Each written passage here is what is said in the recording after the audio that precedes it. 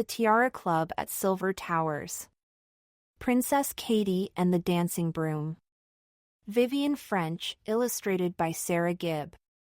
Hello, and how are you? Thank you so much for being at Silver Towers with us. Oh, you do know who we are, don't you? I'm Princess Katie, and I share the Silver Rose Room with the Princesses Charlotte, Alice, Emily, Daisy, and Sophia.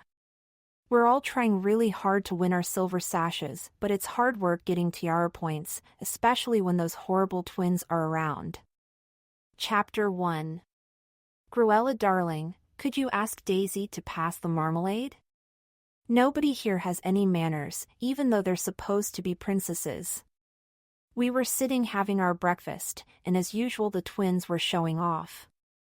Princess Diamande was so near the marmalade she could easily have reached it herself. I looked at Daisy, and she was staring at her plate. She didn't seem to have heard Diamande at all. Alice leaned across the table and thumped the jar down, right under Diamond's nose. Your marmalade, Your Majesty, she said.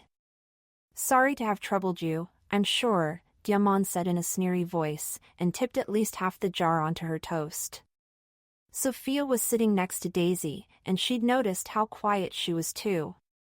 Are you all right? She asked. Daisy shook her head. At once we all clustered round her, asking what was wrong. Daisy is so lovely, and she's so kind, none of us wanted her to be unhappy. I's the school outing, Daisy said, and she sounded very wobbly. I don't want to go. I'm scared. What outing? I asked. I hadn't heard about any outings, but I'm not always very good at remembering to read what's on our notice board. I certainly hadn't that morning. I'd only just been in time for breakfast. Emily and I had seen a row of coaches crossing the courtyard with the most gorgeous horses, so we just had to sneak out and watch, and then the bell had rung and we'd zoomed back in. Oh dear, said a loud voice behind me. You mean you haven't heard that we're going to meet a witch? Gruella sniggered. Maybe you could ask for a spell to make Daisy braver. And she flounced away, cackling at her own joke just as if she was a witch herself. I ignored her, and grabbed Charlotte. Are we really going to meet a witch? Charlotte nodded, her eyes shining. It was on the board this morning. Fairy Angora's taking us. We're going to spend the afternoon with Witch Windlespin and hear about good magic. Exactly at that moment, Crown Prince Dandino bounced into the breakfast hall, followed by Lady Albina, the school secretary. Prince Dandino's in charge of arranging outings and excursions, and he was looking so excited, but Lady Albina was looking really gloomy. Alice chuckled in my ear. My big sis told me Lady Albina hates trips out, she whispered. She thinks we'll all get lost. Now, my dear young princesses, Prince Dandino said, we have such a very special treat for you today. As you may know, Queen Samantha Joy thinks it is a very good thing for you to see how other people live their lives. He stopped for a second to give Lady Albina such a superior look, and which Windlespin has very kindly offered to show you her beautiful home. The coaches will be leaving immediately after lunch, so please be ready. Fairy Angora will meet you at the main door at 2 o'clock precisely. Don't be late. And he bounced away. Lady Albina sniffed disapprovingly. If you look at the board you will find out which coach you are traveling in, she snapped. And please make sure you wear your name badges, and do exactly as you're told. As Lady Albina stalked out of the breakfast hall, I gave Daisy a hug, and Emily, Charlotte, Alice and Sophia did too. You'll be fine, I told her. What could happen when you've got us to look after you? And Daisy looked so much happier as we went off to our morning lessons. Chapter 2. We hadn't been on any outings before, well, only on very special occasions, like the time we flew on a dragon to King Percival's party. It felt quite strange to be trundling away from Silver Towers that afternoon. There was another coach in front of us, and 2 more behind. Luckily, we'd managed to avoid Gruella and Diamond. They were in the last coach, which they weren't very happy about at all. Where do you think Witch Windlespin lives? I asked the others. I don't know, Charlotte said. I hope it's not a dark, creepy cave full of spiders. I know, Alice interrupted. She lives in the middle of Hollyberry Wood, and she's famous for her magic cures. She does spinning and weaving as well, and her house is full of wonderful cushions and rugs and stuff. She makes her own clothes, too, in the most fabulous colors. She makes clothes? Emily sounded amazed. That doesn't sound very witchy.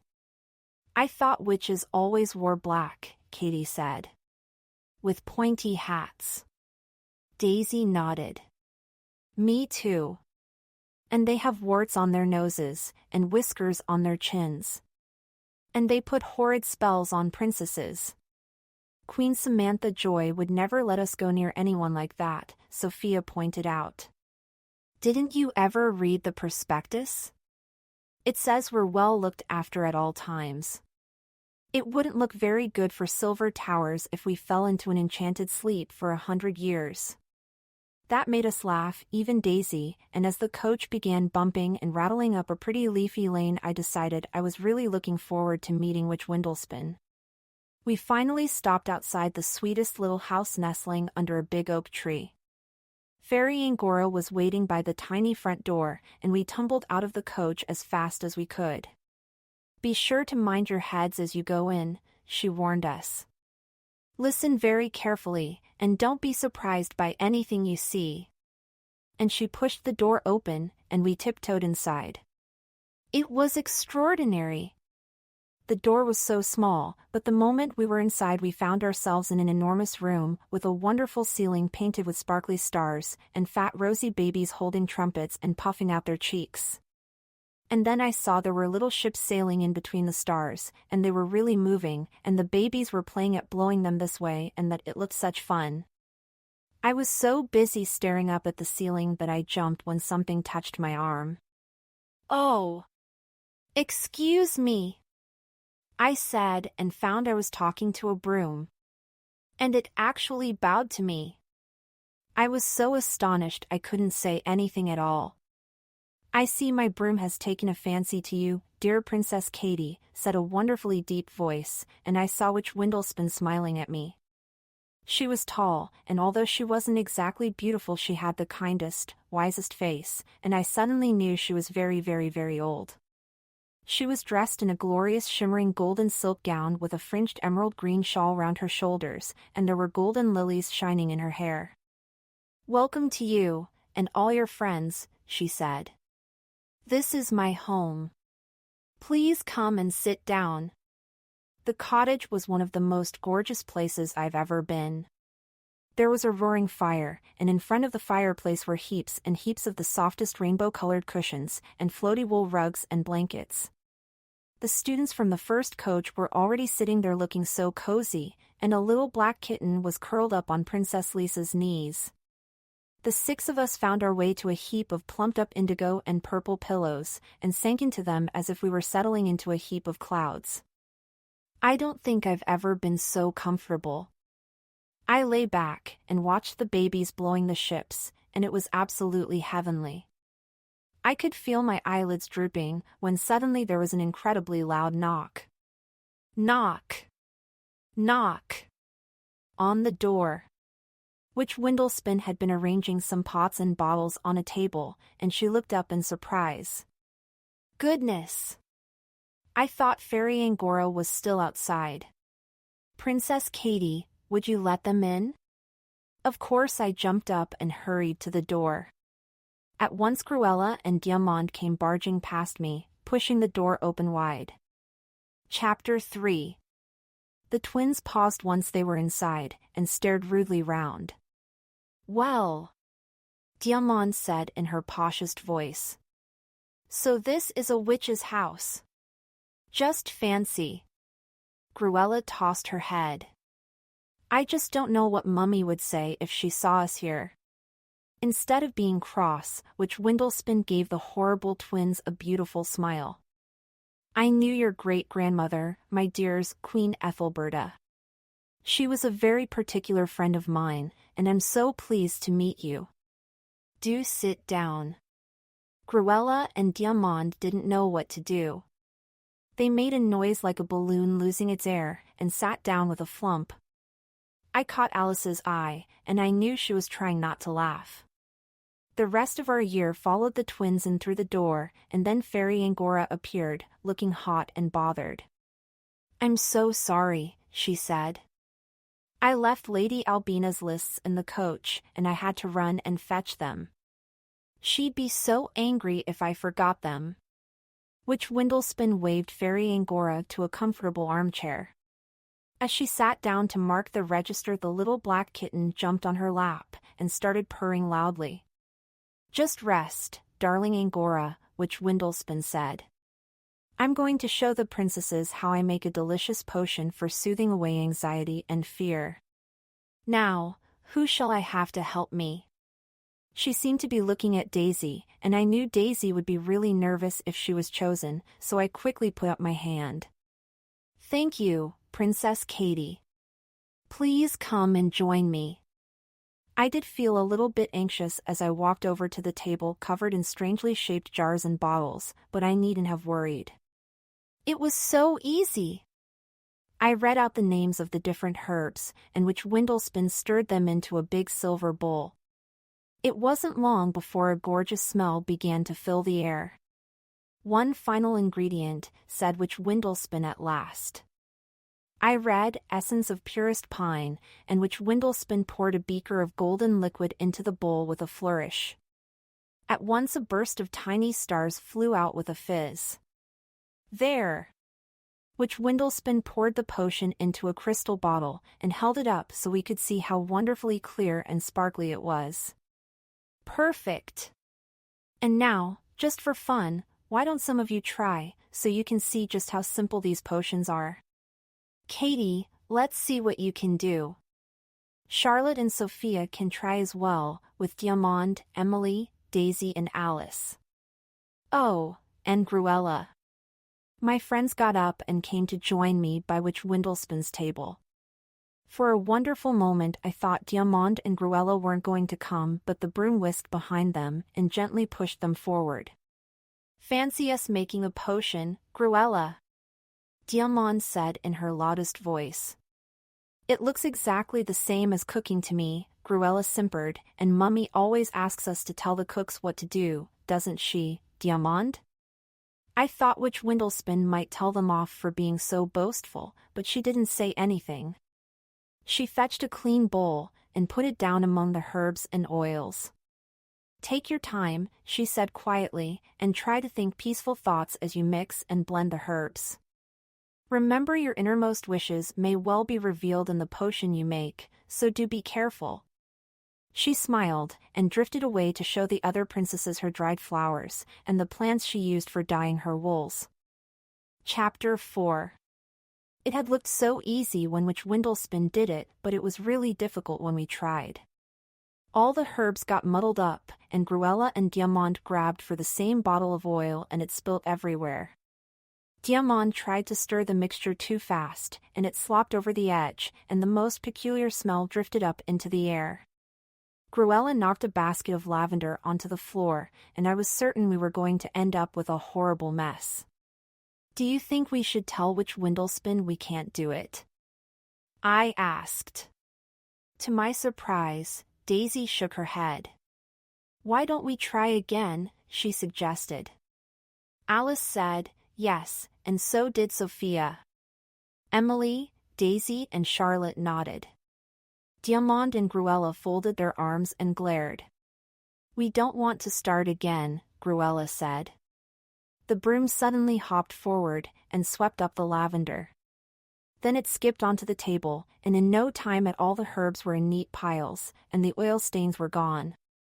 Thank you, I said, surprised. Oh, thank you so much. The broom bobbed a little bow, and leant itself against the wall. Dio, let's try again, Alice said. I'm sure we could get it right if we try. The broom seemed to nod encouragingly, and we all laughed. Diamond and Gruella pretended they hadn't seen it. Come on, then, I said, so Alice and Charlotte mixed up the herbs, Emily and Sophia poured in the oils, and Daisy and I stirred it. When it was Daisy's turn, she stirred it very carefully with her eyes shut tight. I'm trying to think peaceful thoughts, she explained. I was glad she was, because I was boiling inside. Gruella and Diamond hadn't offered to help even once. I looked at them as I stirred, and I so nearly said something horrid that I actually had to bite my tongue. Inside my head I was wishing and wishing they weren't there. If only they'd go away, I thought, the rest of us would have such a fabulous time. But I didn't say anything. Then, the absolute minute we'd finished, they were the ones who put their hands up. Which windowspin? Gruella called out, and she sounded so angelic. We've finished. We've made the potion. That's right, Diamond said, and she gave me a freezing stare. And we did every bit of it all by ourselves. If Witch Windowspin noticed me glaring at the twins, she didn't say anything. She picked up the bowl and held it to her nose with her eyes half shut. She said thoughtfully. As she put the potion down, the little black kitten jumped off Fairy Angora's lap and came running to see what we were doing. It brushed against my leg and made me jump, and I knocked the table and the bowl wobbled madly. Half the contents splashed over the broom and it vanished. Everybody gasped except me. I knew whose fault it was. The broom had disappeared. Mine. I'd been wishing so hard that Gruella and Diamond would go away that my thoughts had got muddled up in our potion, and I'd made a bad magic. Chapter 5. I didn't know what to do. Even Witch Windowspin was looking shocked. Goodness, she said. I didn't expect that to happen. And my best broom, too. She turned to Gruella and Diamond. May I ask what you were thinking when you made this? If I hadn't been feeling so utterly and completely dreadful, I'd have laughed. Gruella went yellow, and Diamond went red, and they both opened and shut their mouths like goldfish. Witch Windowspin looked at the potion and frowned. It's beautifully made, she said, but there's something very wrong with it. A sudden wild idea hit me. If I went after the broom, maybe I could bring it back. Please, I said, please, this is all my fault. And I shut my eyes tight and plunged my hand into the bowl. I waited to disappear, but nothing happened. I just started sneezing and sneezing and sneezing, and I didn't think I'd ever be able to stop. And then Gruella and Diamond started sneezing too, so hard that everything flew off the table except the bowl of magic potion. Herbs scattered everywhere, bottles crashed to the floor. Oh, you've never seen such a mess. Fairy Angora came hurrying out of her chair, but Witch Windowspin held up her hand. Let them sneeze their wishes away, she commanded, and the three of us sneezed and sneezed and sneezed, until gradually I stopped, and then Gruella stopped, and finally Diamond stopped too. I really am very, very sorry, I whispered. Will your broom ever come back? See for yourself, said Witch Windowspin, and she pointed at the wall.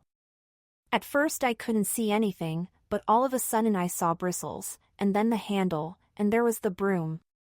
Oh! I was so pleased to see it again. I curtsied to it. I'm so very sorry I made you disappear. The broom gave a little hop and a skip. There, Witch Windowspin said. No harm done. But what happened? Fairy Angora asked. Witch Windowspin looked straight at me, and I knew what I had to do. I curtsied to the two grown-ups. Then I took a deep breath and curtsied to Gruella and Diamond as well. I'm truly sorry, I said. I was wishing that Gruella and Diamond weren't here. I swallowed hard. I know I'm very lucky to have my 5 special friends, and I do know I should be happy when other princesses join in with us, but I failed. Thank you, Katie, said Witch Windlespin. And now, Gruella and Diamond, what have you to say? I was sure the twins would say it wasn't their fault, but I was wrong. Gruella gave a sort of gulp, and said, I'm sorry too. Gruella! Diamond was horrified. But Gruella went on. I was wishing Katie wasn't here. You were too, Diamond, you know you were. She's so good at everything and she was so kind to Daisy, and 2 huge tears rolled down Gruella's cheeks. It makes everyone love her and nobody ever loves me. And she began to cry. Can you guess what I did next? I hugged Gruella. Does that sound odd? But she looked so miserable, I couldn't help it. Then Diamond said, I suppose I'm sorry too. It didn't sound much as if she meant it, but Witch Windlespin smiled, as if she believed every word. Good, she said. And now let's look at the potion. We crowded round the table to look, and it was as clear and sparkling as the mixture which Windlespin had made. Excellent, she said. Don't you think, Fairy Angora, that these princesses have done well? Fairy Angora looked at us proudly. Yes, she said. 10 tiara points each. But we don't deserve them. Gruella burst out. Gruella dear, you've learned something much more important than how to make a potion, Witch Windlespin told her. Gruella looked so happy she positively glowed. Diamond was staring glumly at the floor, but she gave a little nod. Right. Witch Windlespin sounded brisk. Now, let's have some fun. Katie, would you ask the broom to tidy us up? Chapter 6. I turned to look at the broom, and it gave a couple of twirls and bowed a deep bow to me. I curtsied back. Please, dear broom, I said, would you make us tidy? At once the broom went mad. It whizzed about piling the cushions on one side of the room, and it whisked away the table, and tidied the pots and bottles onto a shelf, and the room was spotlessly clean and empty. Witch Windlespin clapped her hands, and oh! It was so amazing! The rosy-cheeked cherubs on the ceiling put their trumpets to their lips and began to play, and it was such catchy music we couldn't help but start dancing. Even the kitten began prancing about. I did a little waltz with the broom, and I was about to grab Alice when a thought struck me. I curtsied my very best curtsy to Gruella. Would your Royal Highness do me the honor of dancing with me? Gruella curtsied back. It would be my pleasure, she said, and off we went, round and round and round the room until we were dizzy and had to stop. And at exactly that moment the front door flew open, and a shower of twinkly stars drifted down from the ceiling. In came Prince Dandino beaming from ear to ear, and behind him came a trail of little page boys carrying boxes and boxes of the most delicious royal pizza. We scurried to sit among the rainbow cushions for a pizza party. It was such fun. We all chatted and laughed, and the cherubs played softer, sweeter music, and it was magic. As the carriages rolled away from Witch Windlespin's house late that afternoon, I gave a huge happy sigh. Wasn't it a lovely day? I said. It was gorgeous, Daisy agreed, and then she grinned at me. And I wasn't frightened, not once. It must have been Witch Windlespin's potion for soothing away anxiety and fear, Charlotte said sleepily. No, it wasn't, Daisy told her. It was having all of you to look after me. Especially Katie. We look after each other, I said, and it was true. My friends were just the very best ever, and I was so lucky to be at Silver Towers, and I'm so very, very glad you're here with us as well. What happens next? Find out in Princess Daisy and the Magical Merry-Go-Round. Hello! I'm Daisy. Princess Daisy. And I do hope you're enjoying being at Silver Towers with us. You're exactly the right kind of princess, you know, just like my lovely friends, Charlotte, Katie, Alice, Sophia, and Emily. And not at all like Diamond and Gruella, they're so big-headed. Do you get nervous before you do something new? I do, I try so hard not to, but I can't help it. And learning to be a perfect princess means we're always doing new things.